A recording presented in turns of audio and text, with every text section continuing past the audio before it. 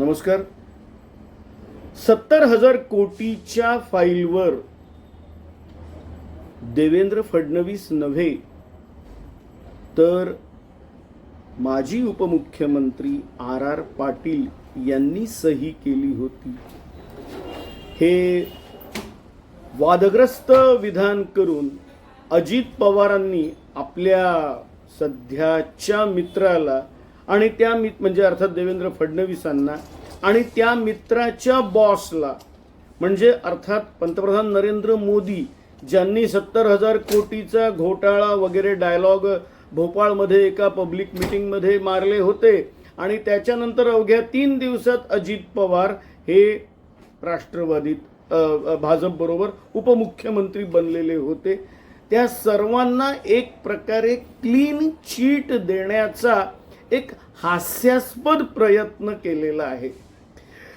जवळपास 1999 पासून जेव्हापासून राज्यात या 2 पक्षांचं सरकार सुरू झालं तेव्हापासून मुख्यमंत्री हा काँग्रेसचा आणि उपमुख्यमंत्री राष्ट्रवादीची एक परंपरा होती.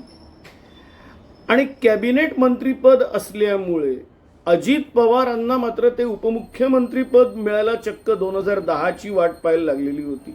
तोपर्यंत त्यांना मिळालेलं नाही. त्यामुळे 99 ते 2010 या काळात छगन भुजबळ 2 वेळेला, विजयसिंग मोहिते पाटील आणि आर पाटील हे उपमुख्यमंत्री झाले. आणि आता भलेही भुजबळ हे अजित पवारांच्या कॅम्पमध्ये असतील पण एक ऑब्झर्वर म्हणून माझी जी माहिती आहे या 3ही उपमुख्यमंत्र्यांचं अजित पवारशी सख्य बिलकुल नव्हतं. कारण या तिघांची ही लॉयल्टी जी होती ती शरद पवारांशी.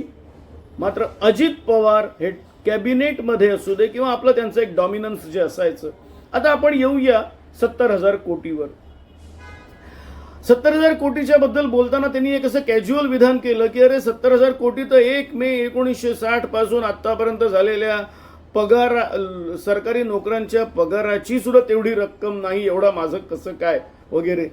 मला एक 1995ची अशीच एक विचित्र घटना आठवते जेव्हा पवारांवर असेच भ्रष्टाचाराचे त्यांची प्रॉपर्टी इतकी तितकी असे एक आरोप होत होते तेव्हा इंडियन मर्चंट्स चेंबरमध्ये एक अशीच सभा घेण्यात आली होती. त्यात पवारांनी असा एक प्रश्न विचारला, चला तुम्ही एकदा सांगा की माझी प्रॉपर्टी एक्झॅक्ट किती आहे तुम्ही सांगा. तेव्हा कोणीतरी 15,000 20,000 किती कोटी असं काहीतरी एक शब्द होते. फार जुनी गोष्ट 1995 सालची.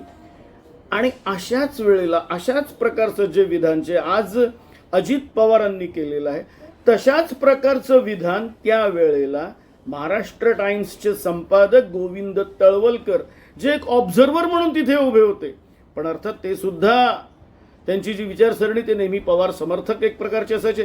त्यांनी सांगितलं की 1960 साली आपला जो काही पहिला अर्थसंकल्प होता तो सुद्धा 15,000 कोटीचा नव्हता. आता हा जो भ्रष्टाचाराच्या आरोपात येणारा पैशाचा होणारा आरोप आणि तेवढी प्रॉपर्टी आहे का वगैरे ही जर का यार्डस्टिक आपण धरायला लागलो किंवा सरकारकडे तेवढा पैसा आहे का ही यार्डस्टिक आपण जर का प्रत्येक ठिकाणी धरायला लागलो तर मग प्रत्येक आरोप भ्रष्टाचाराचा बोफोर्स पासून झालेला प्रत्येक भ्रष्टाचाराचा आरोप त्याच्या वेळेस ही यार्डस्टिक लावली पाहिजे.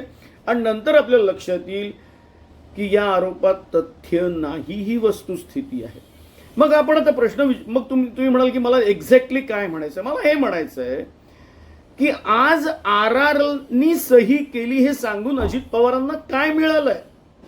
याचं कारण आर हा त्या काळात ही व्यक्ती त्या काळात उपमुख्यमंत्री नव्हती. ते जेव्हा उपमुख्यमंत्री होते तो काळ वेगळा होता. 2008ला अजमल कसाब जो काही आला त्यांनी जे काही हत्या मुंबईत जे काही झालेलं होतं टेररिस्ट हल्ला त्याच्यानंतर आर पाटलांनी उपमुख्यमंत्री पदाचा राजीनामा दिला होता. नंतर छगन भुजबळ आले, त्याच्यानंतर अजित पवार आले. मग आर पाटलांनी 70,000 कोटीच्या इरिगेशनवर केव्हा याच्यावर साईन केव्हा केलेली होती की आज हयात नसलेल्या आपल्याच एका सहकार्यावर ज्याचा मुलगा नेमका त्या मतदारसंघात लढत आहे जिथून तोही आपला कलिक सहकारी लढायचा, त्याच मतदारसंघात जाऊन असं एक वेग स्टेटमेंट करणं, मला असं वाटतं अजित पवारांना कुठेतरी आपण जे काही त्यांनी आतापर्यंत जे काही त्यांची इमेज होती की ते जे बोलतात ते परफेक्ट बोलतात, मला असं वाटतं ते त्याच्यापासून कुठेतरी चळत आहेत. त्यांनी ती इमेज घालवू नये. प्रश्न वेगळा आहे, म्हणजे जसं सांगितलं की 2010 ते 2014 उपमुख्यमंत्री तर कोण होते? मग स्वतः अजित पवार होते. आणि 70,000 कोटीच्या या घोटाळ्याच्या बदल्यात नंतर त्यांनी जेव्हा तो काही राजीनामा दिला, त्या काळात मुख्यमंत्री कोण होते? पृथ्वीराज चव्हाण होते. आज ते आहेत. विलासराव नाही आहेत आणि RR नाहीत ही गोष्ट वेगळी, पण बाकीचं सगळं आहेत ना. म्हणजे हा जो प्रश्न आहे की जो नेमका आपला सहकारी हयात नाही, ज्याच्याशी आपलं थोडंसं पटत नव्हतं, त्याला दोष द्यायचा. आणि नरेंद्र मोदी आणि देवेंद्र फडणवीस आपले ज्यांनी 70,000 कोटीचा आरोप खुलेआम केलेला होता, राष्ट्रवादी भ्रष्ट पार्टी वगैरे म्हणत, आणि देवेंद्र फडणवीस यांना वाचवण्याचा हा केविलवाणा प्रयत्न अजित पवार करत आहे असं मला वाटतं.